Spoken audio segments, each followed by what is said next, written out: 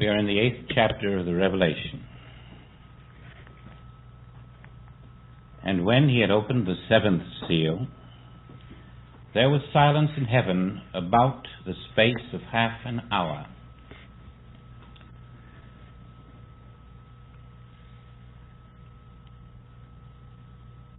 What happens in this silence depends on the level of your consciousness. The Father is saying, rest a while. Let the truth that you have learned become your flesh. Let my word in you come to the fore. Let my will in you, my power in you, my substance in you be all that you are. And those then who have been sealed in their foreheads, who have received the inner vision, rest now and let the power of the Spirit determine their actions, their will, their thoughts, their deeds. And there will be some too who will say, I have it. I understand everything. And they will discover that their silence is very short, just a half hour, because their mental acceptance did not go deep enough. They are those who have not yet been sealed in the forehead, who have not been open to the capacity to receive the living Spirit. Now, in this silence, we have a good time to review, to make adjustments, to let the old man die, to let the new be born. And so let's see what we have learned thus far. In the 7 letters to the churches, we learn that there is only a spiritual universe in spite of what the eyes tell us. We learn that beyond our 5 sense perception is reality. And it is perfect. And it is all. And it individualizes as the spiritual individuality of each who walks the earth. And they are perfect. And they function under perfect spiritual law, which contains within its perfection the capacity to ever maintain that perfection, so that the spiritual universe and those who inhabit it are ever immaculate, always functioning in perfect harmony according to the infallible principle of the Spirit. We learn further that that is all there is, that this is an all-powerful Spirit with no opposition, there being no other self. We learn it is an all-knowing Spirit. We learn it is an ever-present Spirit, indivisible from itself. We learn it is infinite. We learn there is nothing in this infinite Spirit that is less than infinite. Nothing divided from itself. We learn that perfection is omnipresent and forever lasting. And so the principle is revealed that all is God. All is Spirit, ever maintaining itself, ever feeding itself, ever expressing itself, ever self-fulfilling. And that we inhabit that universe and no other. And so for us, the 7 seals now represent those barriers in our humanhood which have prevented us from living in and enjoying the perfect universe of God. And as these seals are broken, we find that we started out fairly confident that we had discovered a great truth, but in spite of all our dedication, a force unseen, unknown, unrecognized moved through us, and it lifted us off the white horse of victory onto another horse, and then still another, and then still another. We found ourselves riding many horses. We found that in spite of walking in a perfect spiritual universe, we were riding a horse of emotions. We were riding a horse of intellect. We were riding a horse of matter. And all the while we were declaring our fidelity to God. And then came a blessed moment when, through some activity in our consciousness, there was established a communion between the world in which we walked visibly and the invisible universe of God. We discovered that the invisible universe was right here, right where we walked, hidden to our false sense of self. And ultimately, we were sealed in the forehead.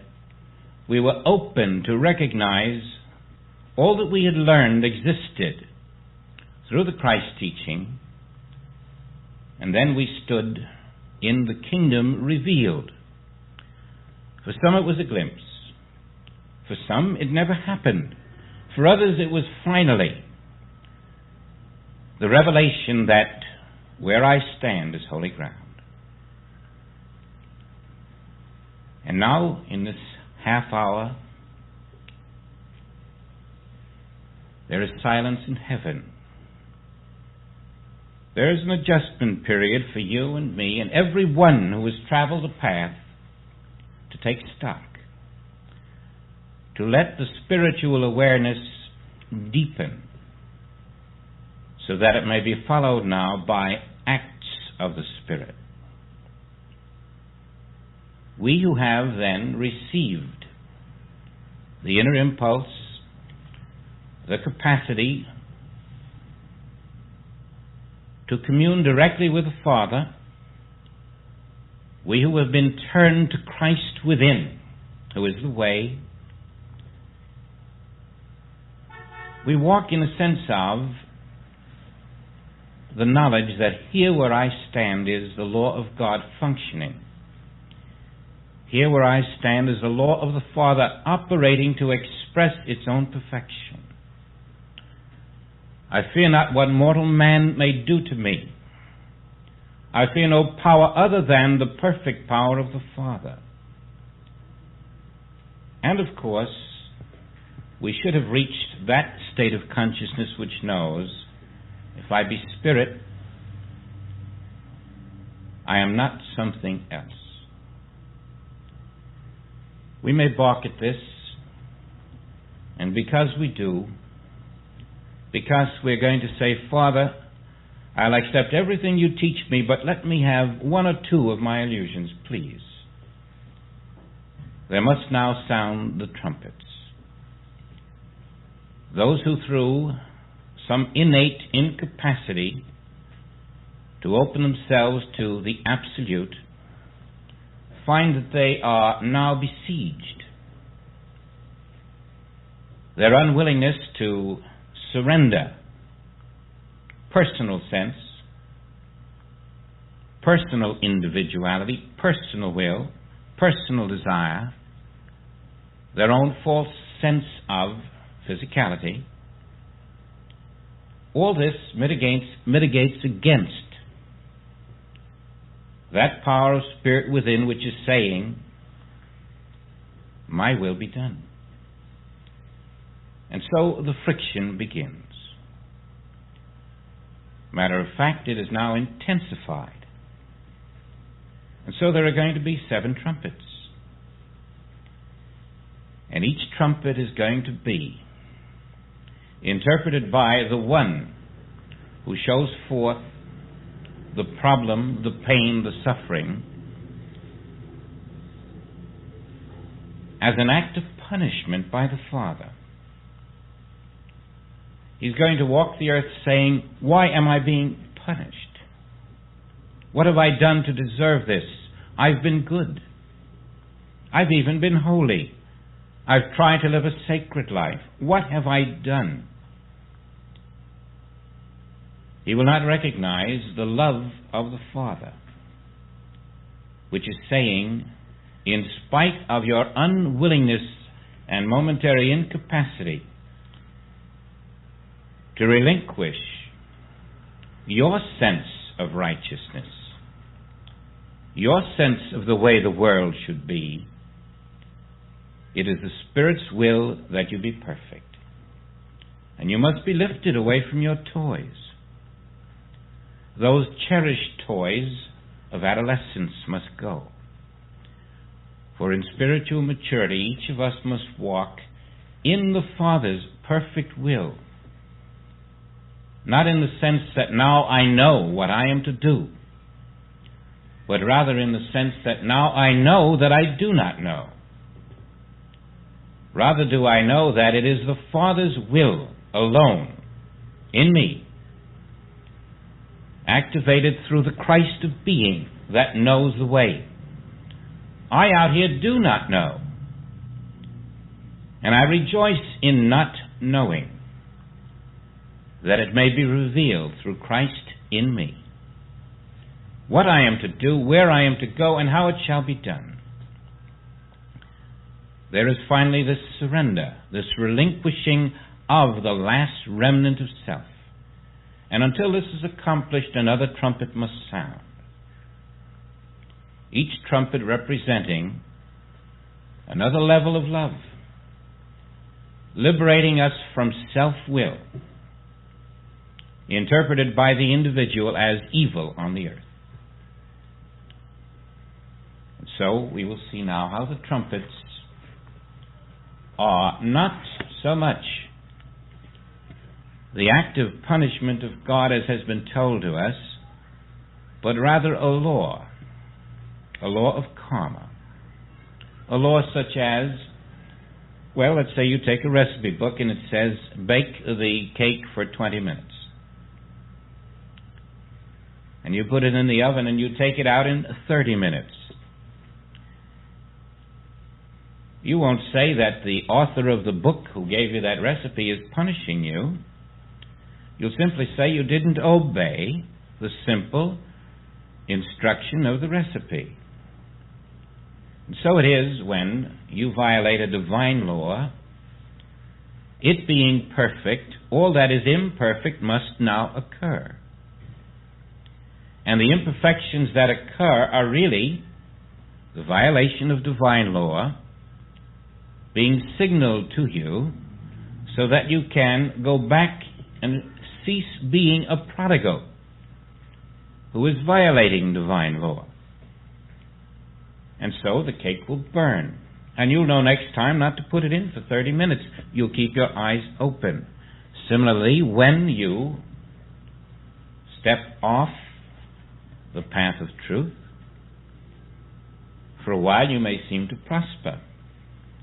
But ultimately the cake will burn. And when it does, it is not a punishment of the Father. There is no such thing. It is simply your violation which brings into play the automatic law of karma, of reaping that which you have sown, preventing you from walking out further into additional errors, into blunders that develop into crises. Always our path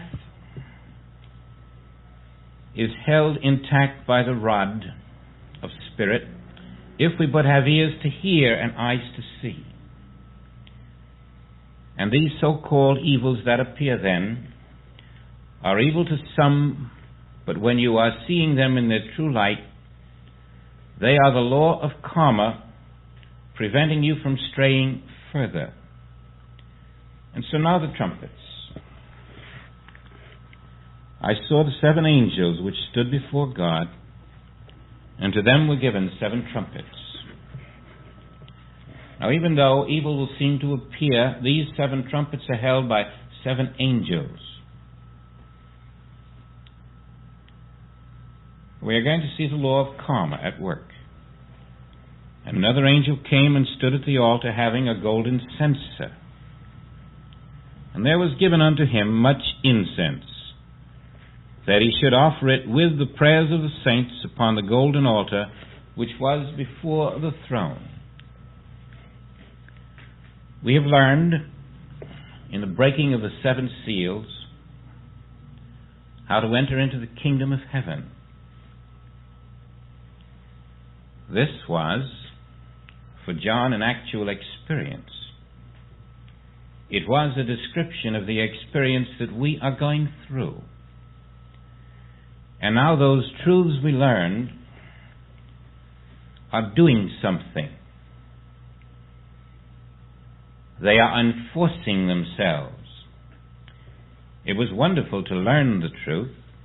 Now we see that truth in spirit is ever active. It blows a trumpet. And every time it blows another trumpet, the truth in you removes, destroys, unearths another remnant of humanhood. And you say, oh, it hurts. It hurts. Yes, it does, but we went in for truth. And truth says, I have not come to bring peace, but a sword. I have come to cut away the conditionings of the human mind.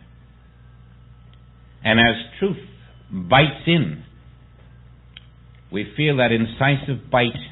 We feel the pain of it because we are being released from untruth. Soon we get used to it. We learn that the action of truth is only painful for one reason. We are resisting that truth. When we are moving in a rhythm of our own, unlike the rhythm of the Father, the truth is very unsettling. When we are willing to abide in the truth, to realize that the truth knows better than my human selfhood knows, then we will ride in the rhythm of the truth without friction, without opposing it. And we will find that the absence of the desire to cling removes the pain. You may not even be conscious of the fact that you're clinging to yesterday when the truth cuts away the false concepts. But every time there's pain, every time there's an inner turmoil, it is because the old is giving way to the new. And we're still trying to cling to the old. To some, this giving way causes a state of terror or panic. To others, it brings a sense of fascination. The adventure of spirit is lifting them beyond the levels of the finite mind. They relax. They know you can't fight the horse in the saddle. They learn to go with the jumps. And it isn't long before you develop the technique of knowing that spirit has a law of progression, a law of many mansions, a law that says today is a new day. Today is a new experience. Today is not like yesterday. Do not store yesterday in the barn. Today is completely fresh, newly minted. Today is fresh manna. Yesterday's concepts must be dropped. You know, if the trees around us were not ever being regenerated, it wouldn't be long before they'd die. And in our finite human concepts, we think we must ever remain as we are, simply dropping the bad things and accumulating the good things. And Spirit says, no, if you feel that way, there'll be another trumpet for you. You must learn to let me show you what you cannot know in a finite mind. You too will change just like the tree. Your limbs will give birth to new ideas, and they will give birth to new ideas. You will be my divine image and likeness revealed. You cannot do it in the flesh. it profiteth nothing to remain in the flesh. And Spirit now is saying, as my truth becomes active in your being, a new body is being formed in you, a new way, a new mind, a new life, a complete new you that can continue to live in my kingdom. And this is where we find that we have either been protected by the seal of truth, or we are still in that Achilles heel which is vulnerable. You must remember now that we are always given our chance to be sealed against the pains, the sorrows, the false concepts. And if we have been stubborn along the way, Spirit now is going to unseat that stubbornness. The only thing in us that is ever going to be destroyed is unreality. Reality of us is omnipotent.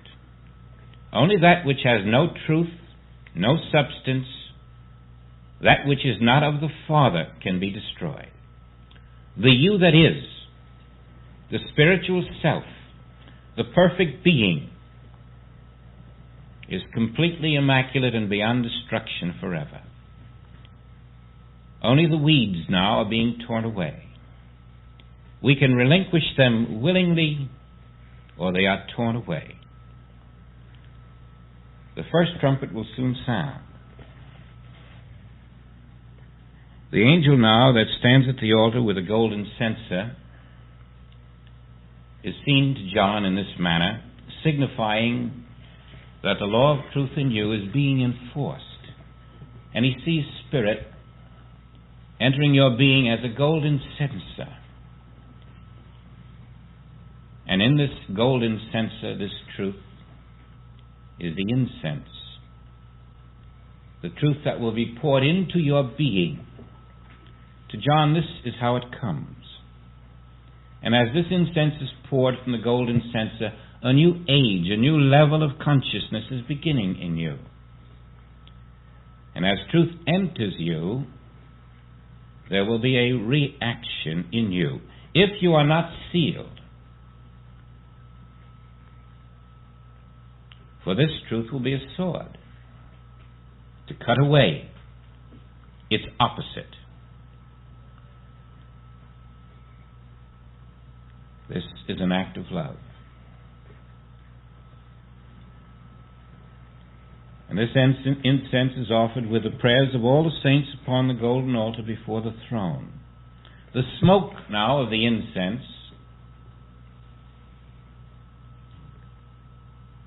as Spirit pulsating through your being, new impulses coming to you, you see. You are being open to the impartations of the angels. And as this happens, the smoke of the incense, meaning your deeds, your works, your actions, because of the spiritual impetus now given to you, this smoke, these deeds rise before the Father. They ascended up before God out of the angel's hand. Your deeds begin to be of a divine nature. You are released from a degree of self-will.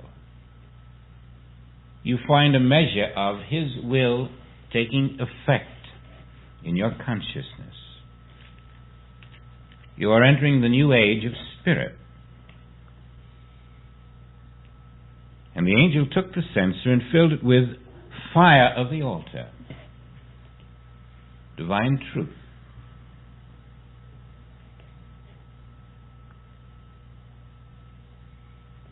Cast it unto the earth, and there were voices and thunderings and lightnings and an earthquake. When this happens in the individual, then, the communication of Spirit, there is an earthquake within that individual. There is an overturning.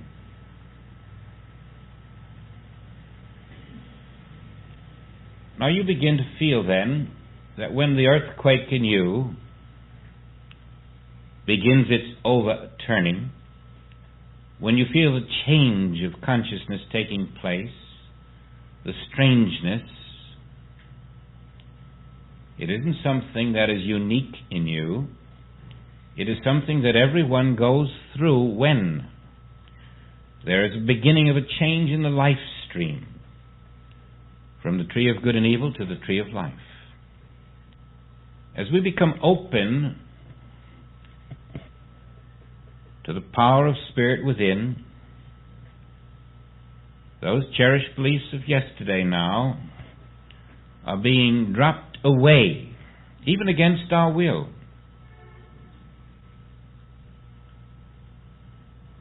The earlier beliefs in sickness, in death, in the power of the evils of the world, these begin to fall away. That's all part of our earthquake. The power of self-will is lessened. We're beginning to see the light of how self-will leads to self-destruction. And it's described as an earthquake, but what is it? It's an awakening from a sleep. Just the first drowsy rumblings of awakening from the dream that evil is possible in the perfect creation of God. When known for what it is, it's a very welcome earthquake, because it is going to be the release, the change from earth to heaven.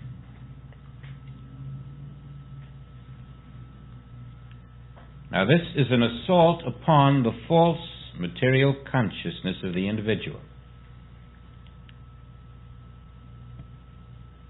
And everything that happens which seems to be a great evil is nothing but the breaking up of that consciousness which does not recognize the allness of God.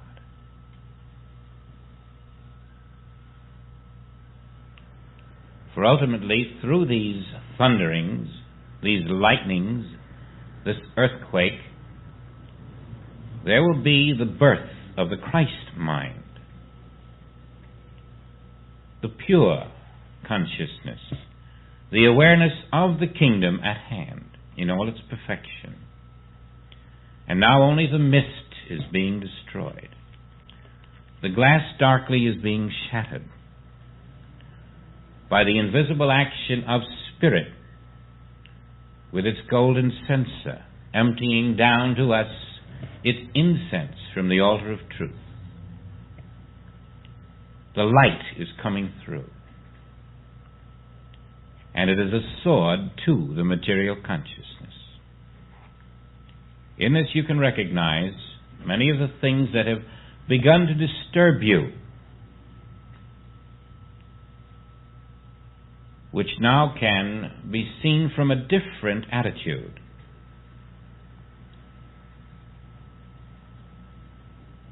And the seven angels, which had the seven trumpets prepared themselves to sound,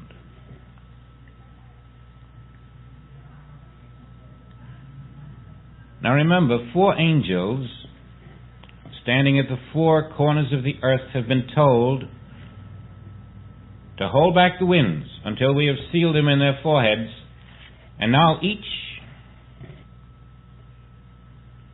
of the trumpets that sound are being sounded,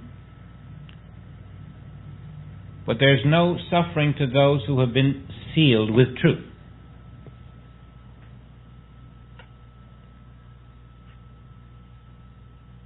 And in this silence in heaven, there was an opportunity for us all to return to the Father's house, to accept the truth, to abide in the allness of God. And now when the thunderings begin, when the earthquake begins, what is your reaction?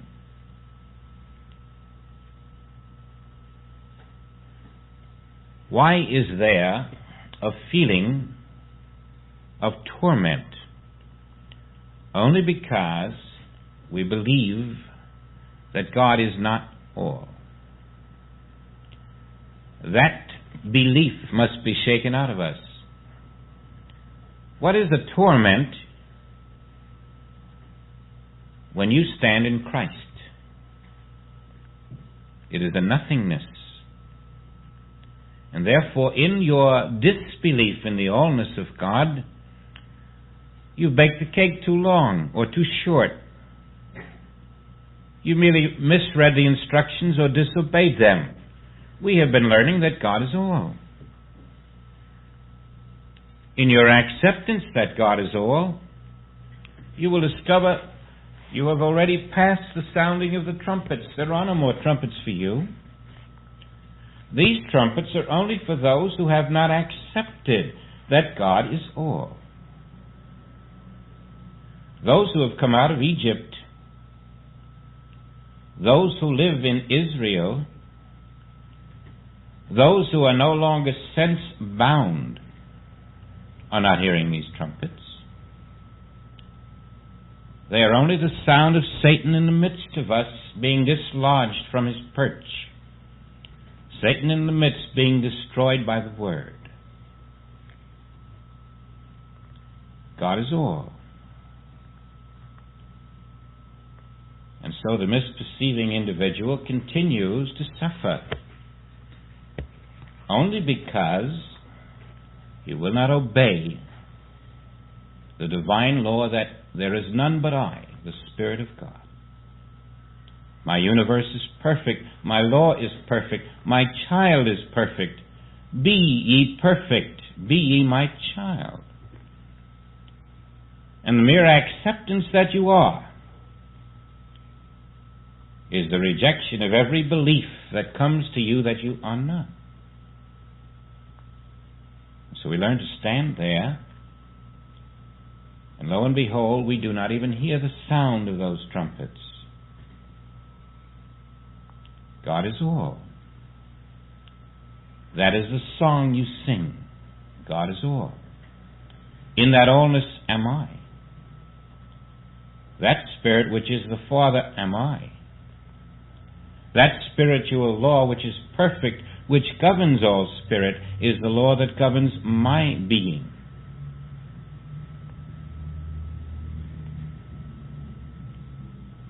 And in me, that which would deny this, that which would acknowledge the power of another law, the power of mortality, the power of disease, the power of pain, that in me which acknowledges these, that is the false consciousness for which these trumpets continue to sound. When that false consciousness dies, I am born to the Spirit. That is the purpose of this inner warfare, to destroy the false consciousness in man, which is called the seat of Satan. We know what it is, of course. It is the world consciousness, the mortal mind, in us, wearing its many disguises, looking out and identifying pain and evil and terror and bad health and lack and limitation and old age, where they do not exist. It is mortal mind painting its own pictures and then confirming itself by wearing a disguise, calling itself our mind. And through our eyes it looks at its own false creation, confirming it, binding us to the untruth. And so the angels dropped their fire from the altar. The first angel sounded, and there followed hail and fire mingled with blood. They were cast upon the earth, and the third part of trees was burnt up, and all the green grass was burnt up. Hail and fire mingled with blood. Oh, but what kind of blood was that? Divine wisdom. What kind of fire? Divine truth. What kind of hail? Divine love. Love, truth, wisdom in the midst of you. That's all. And what was that third part destroyed? The third part of the human will. As this is released in you, that part of the will is destroyed. But you still have self-will. Your will is not taken from you, but now your self-will loses its self-will in the sense that you are willing to will yourself to do the will of God, to bring your will into conformity with the will of God. And so it is said that only a third part is destroyed. No, this isn't torture at all. This is being taught by God. This is surrendering to the divine impulse, learning that His voice shall not be mocked. His will in you is being done. And now the second trumpet. The second angel sounded, and as it were, a great mountain burning with fire was cast into the sea. The third part of the sea became blood. You know what that sea is? It's man's material consciousness. The sea of world thought. And it becomes blood, a third part. Again, 1/3 of the material consciousness in you becomes divine wisdom, divine blood.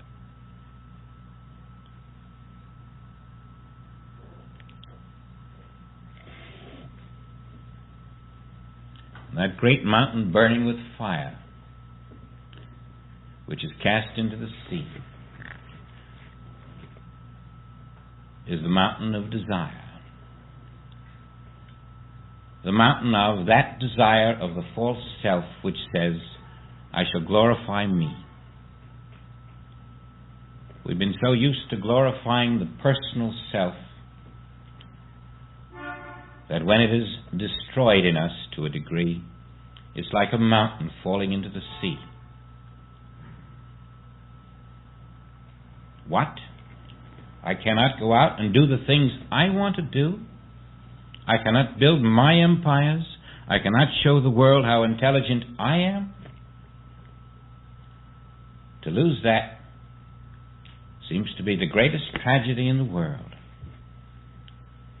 But it's the greatest blessing. For only in the banishment of that great burning desire to be somebody, to glorify ourselves, do we discover the greater joy, the permanent joy of glorifying the Father. And so the higher intelligence is seeping through the lower. And to the lower, it's the greatest tragedy in the world. Everything you have worked for all these years being taken away. And yet, it's like the child who yells, please, mother, don't take that toy away. It's my dear little baby, that doll.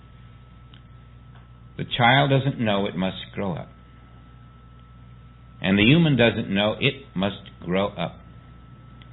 Its self-desires, its status-seeking, its great desire to show forth its own intelligence and capacities are its little dolls. It doesn't know that in the wings is waiting a paradise where there are no little dolls to ever take away, where there is no human life to ever be removed, where there is no human form ever to go through a disease or a torture. When it gives up its so-called good toys, it also loses all of its bad toys, but it doesn't at that stage know this. It doesn't know it is being redeemed out of the error of centuries, out of false concepts, out of images in time and space. It doesn't know it is being lifted into life eternal, on the earth as it is in heaven. And so its loss of the personal sense of self at this particular moment seems like a burning mountain falling into the sea. And now a third part of the creatures which were in the sea and had life died. And the third part of the ships were destroyed. The creatures in the sea being material consciousness, the creatures are the concepts of that material consciousness. And so a third part of our material concepts in the sea of human consciousness are destroyed. We learn that God has never sent an earthquake to destroy. God has never sent a hurricane. God is not in the whirlwind. God is not rising up in the sea to swallow ships. God is not causing pestilence upon the earth. We learn our false concepts of matter, which have made us prisoners of the mind, no longer have power to deceive us. The great deception of mortal mind is slowly taking a new turn in our entire existence. We are beginning to perceive that these things we have attributed to the punishment of God are nothing like that at all. We are learning that there is a force at work, a shadow that falls upon the earth from another shadow, and that mortal mind passing before the soul casts its shadow into the valley of the shadow of death. You see, the death of our soul is only an imitation death. As soul passes through mortal mind, through the world mind, we are dead to the soul. And that soul passing through world mind casts its shadow upon the earth. It's too bad we have identified that shadow as me, him, and her. But we learn now that we are not that shadow. We are not that image seen through the glass darkly of the world mind. We have only appeared to be. And here we are beginning to see that the evils of the earth and the good of the earth are not divine creation. We are beginning to see that the good which decays and becomes the bad is not divine creation. That the apparent life which is snuffed away was never a divine life. We are beginning to see that the human image is not the divine image and likeness at all. We are coming out of a deep sleep, and it is taking the sound of the trumpets in us to awaken us to reality in all its perfection, ever radiant, ever alive, ever functioning in all its perfection. We are beginning to see that the great deceiver is the world mind.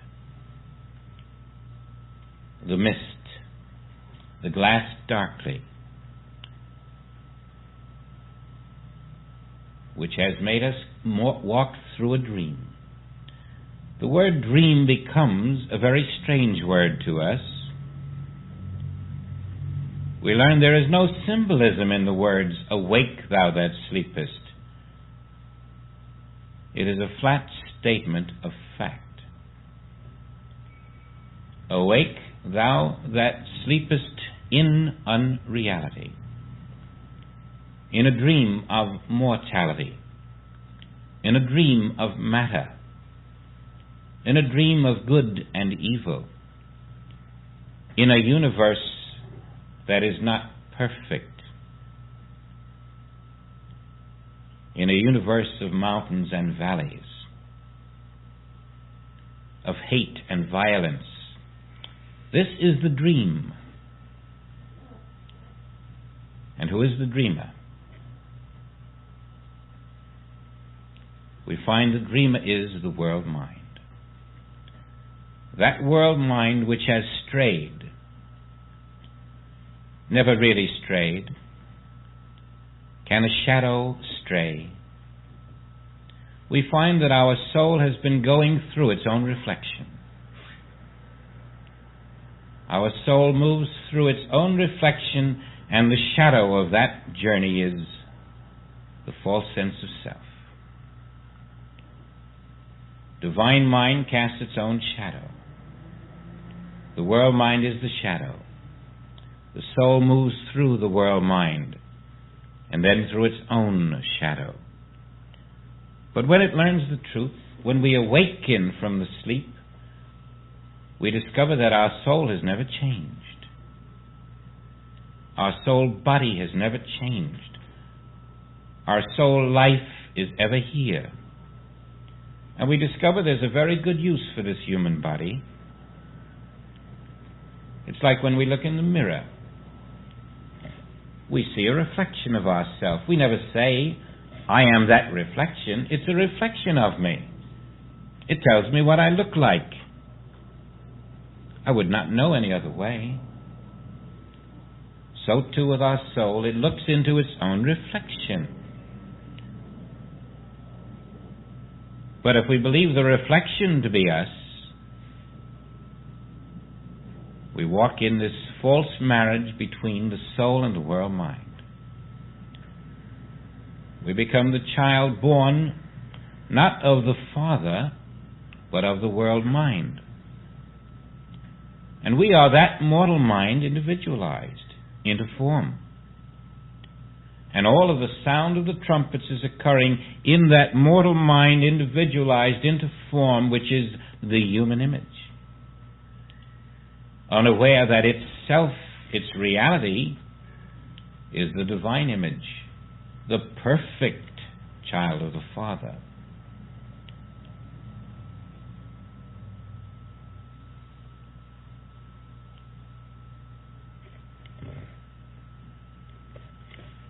The third part of the creatures which were in the sea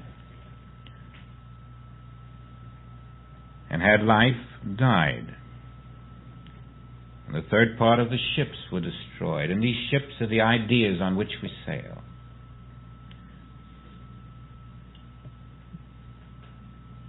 As we lose some of these ideas, these concepts,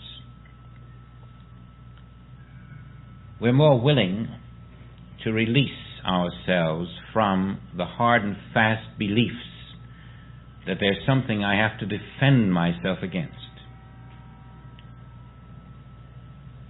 Through the mist comes the idea that I, the child of God, am ever perfect, needing no defense. We release ourselves from the conflict and discover there never was a conflict except in our sense of self which we were striving to glorify. The conflict of wills is slowly removed. If not, the trumpets are now intensified. Now the third angel will sound. Those of us who still believe that God is not all, that we are not spirit, that we are not the permanent spiritual image of the Father, that we are not self-sufficient in Christ, we hear the third trumpet. There fell a great star from heaven, burning as it were a lamp, and it fell upon a third part of the rivers and upon the fountains of waters. And the name of the star is called Wormwood. Now the star that falls from heaven is heaven, the Spirit removing its protection from the false self-will of man. So the self-will falls to earth. It has lost the protection of heaven. We were permitted to make our errors up to a point, but now even that protection behind us when we made our errors is removed. And we begin to see that the errors are not punishment whatsoever. They are simply ignorance of the truth about God. We are face to face with the fact that we, in our ignorance, in our violation, are merely charged for that violation. The sea receives the self-will of man. And it is called wormwood because the waters will turn bitter. The bitterness is our own bitterness with our own actions. We see that everything we do does not prosper. And whereas we were so anxious to do this and that as we saw it, hardly waiting for the Father's confirmation, we now see that our own actions turn to bitterness within us. We lived our lives as if we had been shot out of a cannon. And all of a sudden we find that our forward action is impeded. The great things we thought we were going to do have turned sour. We are beginning to distrust ourselves, our own human will.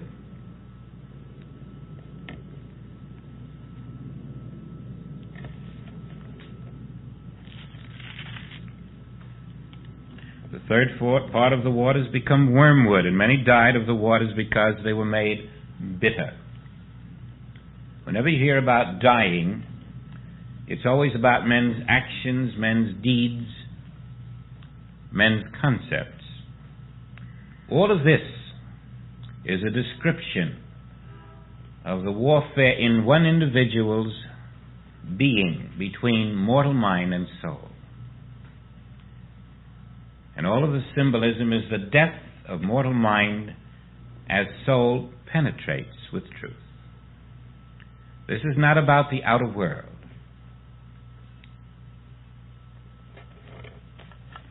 This is our inner conflict between mind and spirit.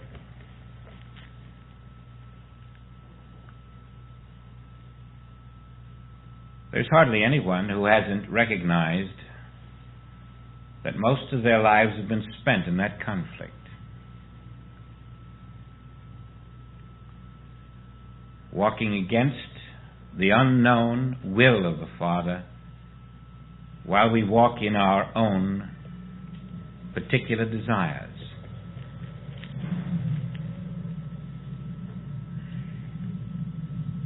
Now we have learned that our own desires lead to a bitterness as the star of self-will falls into the sea. The fourth angel sounded.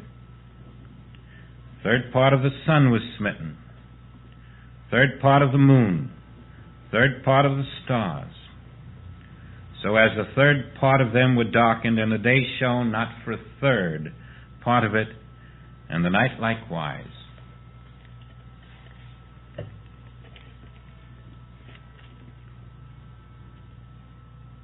All of the great cherished truths that we had believed in are smashed. Man of his own self can do nothing. Individually, we discover this, and collectively it outpictures. It outpictures as confusion. It outpictures as man becoming entangled. It outpictures as the world we live in today. The individual confusion through the inability to walk in the will of the Father becomes national confusion. Governments become confused. Heads of governments, people everywhere. And you find laws being passed which are makeshift, without depth, without real thought behind them, just to take care of changing emergencies. Laws that cannot fit the permanent sense of statesmanship or fill the divine will. And as man becomes more entangled and more confused,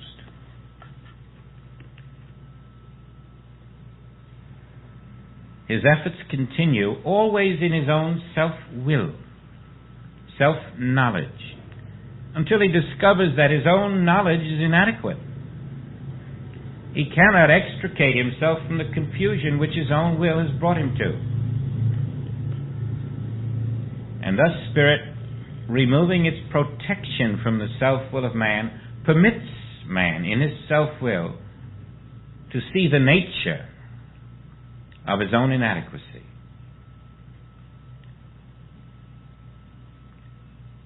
All the difficulties that beset us in the world today are the result of man's unawareness of divine will, his walking in his own will, and his now discovery that the fruits of his own will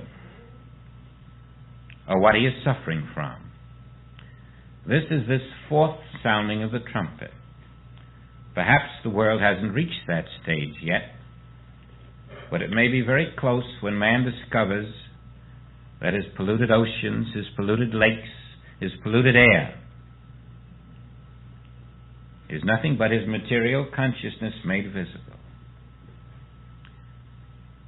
As Spirit infiltrates the consciousness of man, it then becomes known to man that there is only one way out of his confusion, and that is to find the will of the Father, to cease his unawareness of it, which constitutes disobedience to that will, to yield. But there is more to it, more than just yielding. There is another trumpet.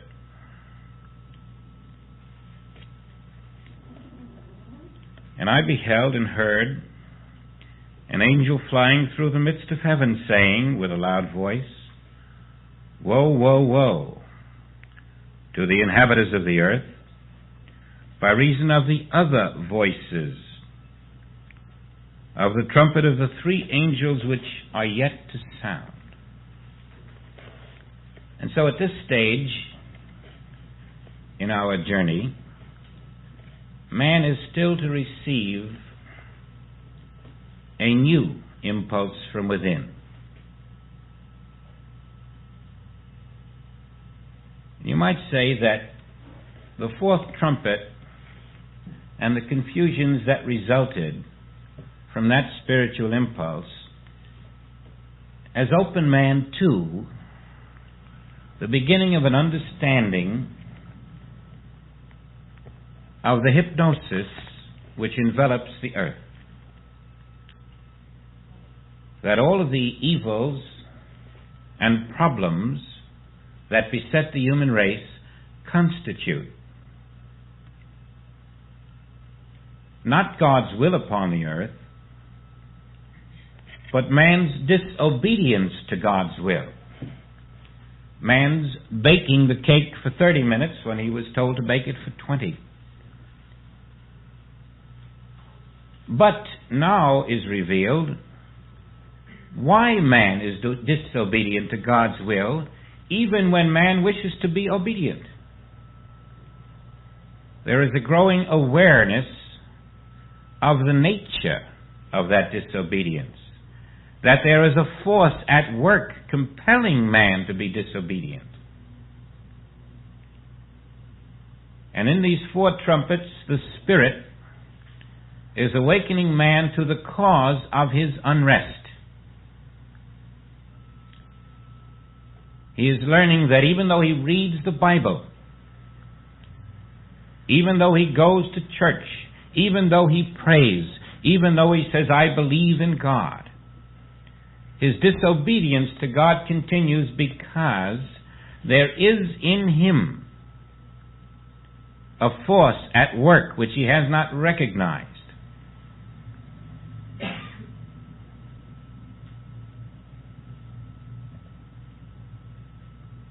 A force which is a liar from the start, a murderer from the beginning. There is in him something that kills, that hates, that is violent, that is untrue, that disobeys reality. And his unawareness of that force has been the cause of his problems. Now that force is being revealed. Suddenly the protection of spirit is removed completely, and the force which causes mortality, which causes death, which causes the evils of the world, the tortures of the mind and the body, that force is revealed as the world mind, the false world mind, the counterfeit mind. And we see that Satan, the counterfeit mind, is the human mind. Man wouldn't believe that without the trumpet sounding within him, until one day he opens his eyes and says, my God, Satan is my mind, the serpent in my midst, which causes all of my problems, is the mortal mind in me, which looks out and says, God isn't there. Look at all that evil. Look at all those terrible things.